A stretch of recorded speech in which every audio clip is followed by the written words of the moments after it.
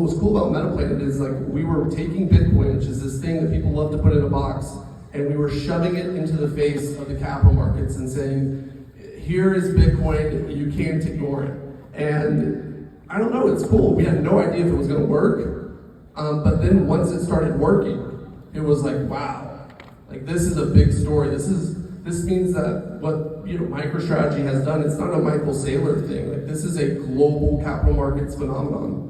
And since then, we've tried to replicate what's happening here with Metaplanet in Japan around the world. I think we funded 15 Treasury companies, is that right?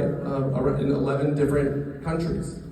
I will say there really is nothing quite like what's happening here in Japan. This is a very special situation. It's a very special team. And all the stars have really aligned to make this, I think, one of the most important capital market stories or public equity stories in the entire world. And I think what Metaplanet is showing is that we can also restore sovereignty to the companies of the world, and we can rebuild our financial system.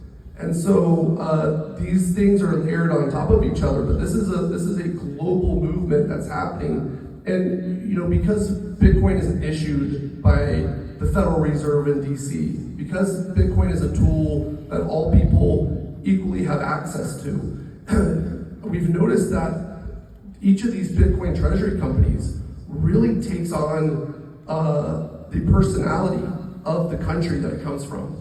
And so one of the things I love about Metaplanet is like Metaplanet is very Japanese, like this whole shareholder meeting, the videos, the shareholders, is a Japanese company, and the shareholders are proud of that.